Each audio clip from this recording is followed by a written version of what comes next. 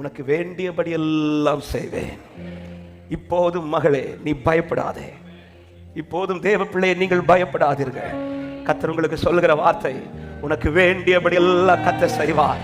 எனக்கு வேண்டியபடி எல்லாம் செய்ய எனக்கு ஒருவர் உண்டு என்று நம்புகிறவர்கள் மாத்திரம் நல்ல சத்தமாக ஆமென் சொல்லுங்க பார்க்கலாம். ஹல்லேலூயா, ஆமென். ரூத்துக்கு சொல்லப்படுகிற ஒரு அழகான வார்த்தை, உனக்கு வேண்டியபடி எல்லாம். ஆமென். எனக்கு வேண்டியதெல்லாம் இந்த பூமியில ஒரே ஒருவர்கிட்ட மட்டும்தான் இருக்கு. அவர் சமூகத்துல தான் நான் உட்கார்ந்து இருக்கிறேன். நம்புறவங்க மட்டும் வலது கரத்தை உயர்த்தி சத்தமாய் ஆமென் சொல்லுங்க பார்க்கலாம். இந்த வயல் நிலத்துல எனக்கு வேண்டியதை எல்லாம் தருவதற்கு, ஆமா, இந்த வயல் நிலத்தில் உள்ள வேலைக்காரனால முடியாது. அந்த வயல் நிலத்தில் என்னோடு கூட கதிர் பொறுக்க வந்த ஸ்திரீகளால முடியாது. ஆனால் அந்த வயல் நிலத்திற்கு ஓனராய் ஒருவர் இருக்கிறார். அவர் தான் என் பரம போவாஸ். அவர் எனக்கு வேண்டிய பணி எல்லாம் செய்வார். ஹல்லேலூயா.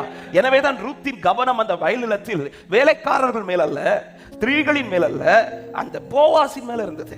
அன்பான சபையே, சபைக்குள்ள வரும்போதெல்லாம், இந்த வயலினத்திற்குள் வரும்போதெல்லாம் ஒரு தேவ பிள்ளையுடைய கவனமும் ஏக்கமும் வாஞ்சையும் அவர் மேல மட்டும் இருக்குமானா, இயேசுவின் நாமத்துல சொல்றேன், வந்துட்டு திரும்பி போகும்போது சும்மா கர்த்தர் விடவே மாட்டார். வேண்டியபடி எல்லாம் கர்த்தர் சந்திப்பார். ஹல்லேலூயா, ஆமென். இந்த வயலினத்திற்குள் இந்த இரவோடு இரவாக வந்ததுக்கு காரணமே, ஆமென், அவள் பார்க்க வந்தது வேலைக்காரர்களை அல்ல, கதிரை அல்ல, ஸ்திரீகளை அல்ல, போவாசை பார்க்க.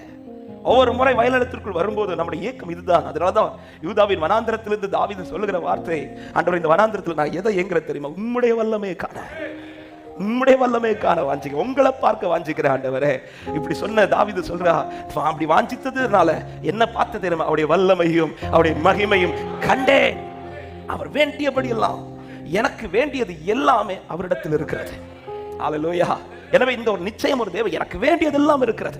நான் இந்த ஆராதனையில் இதை பேச வந்த வார்த்தை, இந்த வார்த்தையை போவாஸ் எல்லாருக்கும் சொல்லவில்லை. அந்த வயலினத்தில் எத்தனையோ பேர் உண்டு, எத்தனையோ பேர் உண்டு. எல்லாருக்கும் இந்த வார்த்தையை போவாஸ் சொன்னாரான்னு கேட்டாங்களே, ஆனால் ரூத்துக்கு மட்டும், ரூத்துக்காக மட்டும் இந்த வார்த்தை. அப்படி இந்த ரூத்துக்கு மட்டும் இந்த வார்த்தையை சொல்வதற்கு ரீசன் என்ன? இந்த ரூத்து கிட்ட இருக்கிற ஒரு கனமான ஒரு சுபாவம் என்ன தெரியுமா?